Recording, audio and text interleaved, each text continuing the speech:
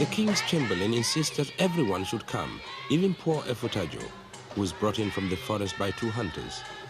She is so changed that people don't even recognize her.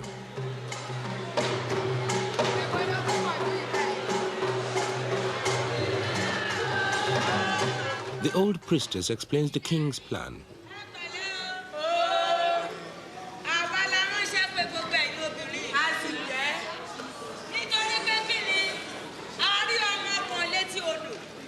The plan is for all the women to prepare with their own hands a stew. They will offer it to Oriade Kigbe. It is hoped that through this, he will come to know his proper mother.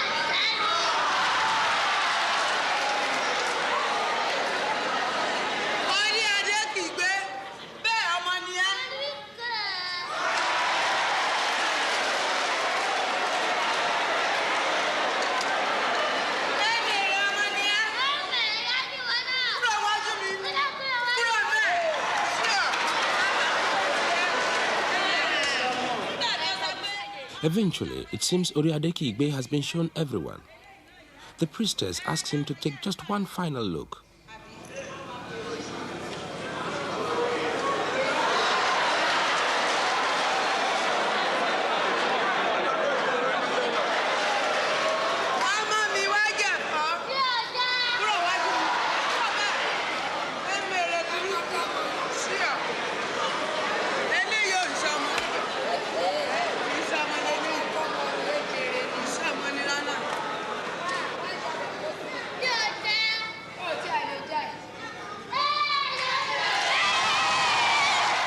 So there it is. The righteous have come out on top. The wicked are to be punished.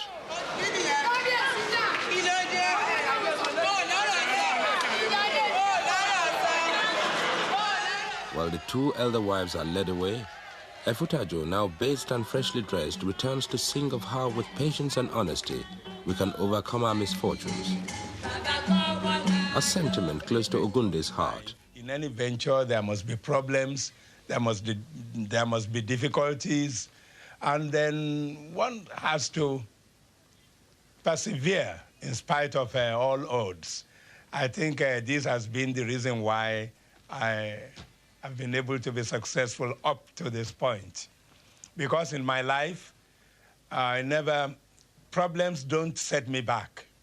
When I meet any problems, what I do is to just ignore it and push forward.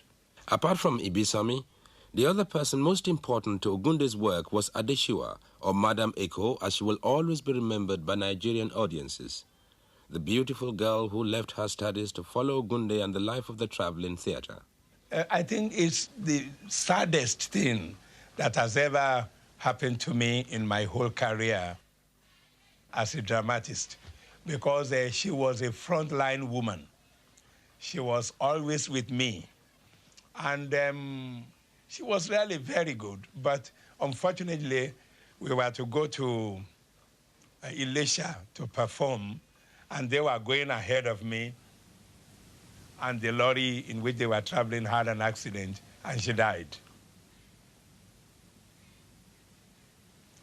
People even thought I wouldn't be able to survive it.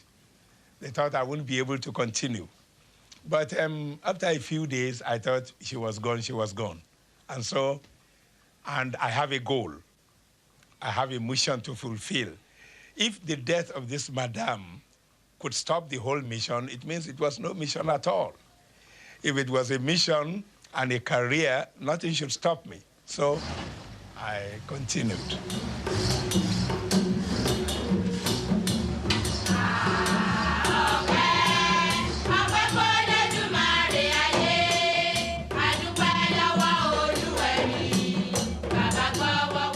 Today, in spite of his success and national popularity, Ogunde's theatre still operates as it's always done.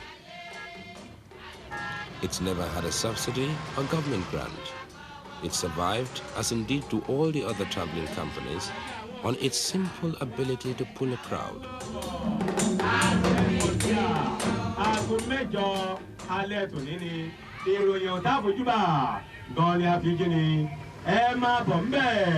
Hotel Frontier, la Gourmet Jolale, Hotel Frontier. Ogunde deliberately keeps his operation simple. In a country where things have a habit of breaking down, he believes in being self-sufficient, even to carrying his own generator for lighting, and sometimes even his own stage. As those who have seen him in rehearsal will know, he doesn't allow anything to upset him. I've never seen him lose his temper. I suppose he must do, but I've never seen it. He's always extremely patient, very friendly. This is how I think he disarms Nigerians. We are quite an aggressive race as a whole. And he has his own personal style of not being aggressive. And even during the pressure of rehearsals, he's still extremely calm and relaxed. But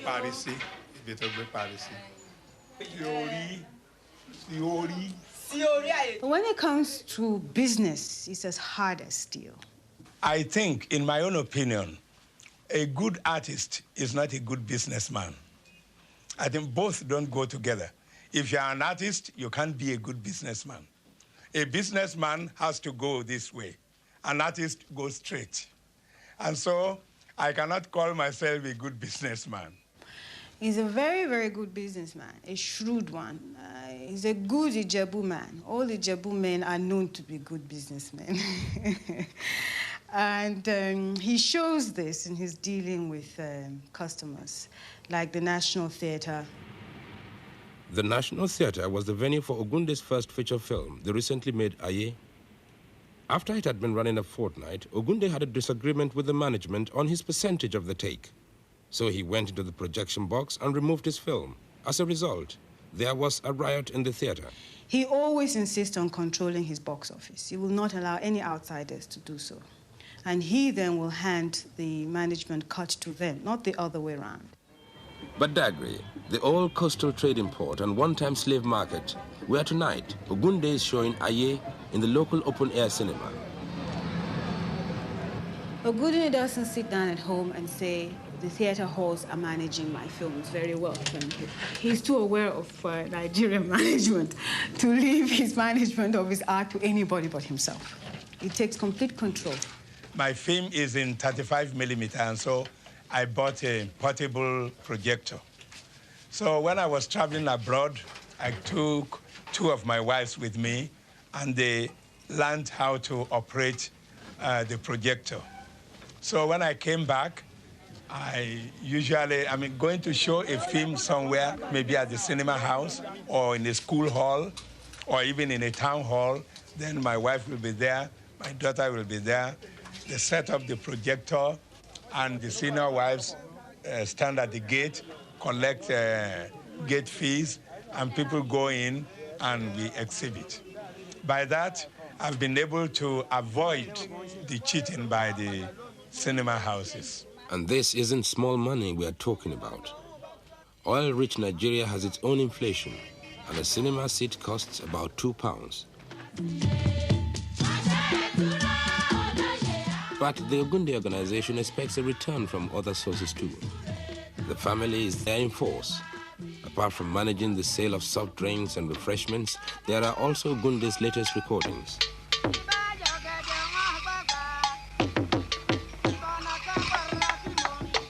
Aye is a film that has already recovered 50% of its production cost in the capital city of Lagos alone.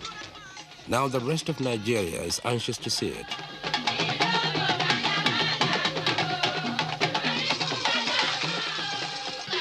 In a country of 90 million people, Ogunde has every reason to feel confident of its success.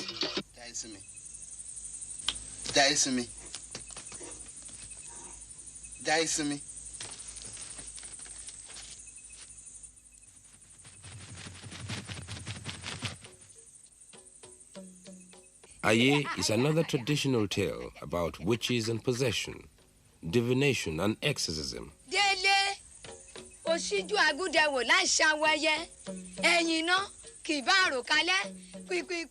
I think my stories are for my people, and my films too are for my people mainly. Then if anybody wants to see it abroad, then I can export to them.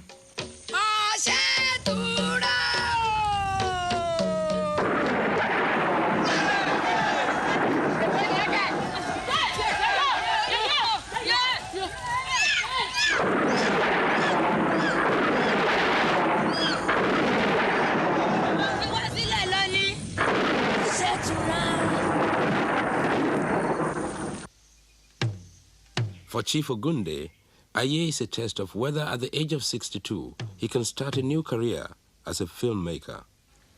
The traditional African belief is that when you are to do something, when you have a mission to fulfill in this world, and you are the real man sent to fulfill this mission, your assistance will be provided too by Providence. We Africans say, when you meet a wife and you marry her and you live long and there was no problem, or there were problems, you are able to solve them, we think everything has been pre-arranged by God.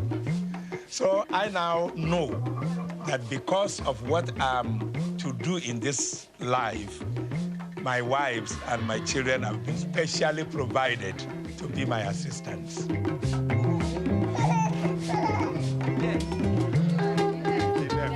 He's also very conscious, he's also very caring about his society and about his country. And he feels that even if Nigeria is fast changing in its mood and in its taste, that he can still be the spokesman for his people.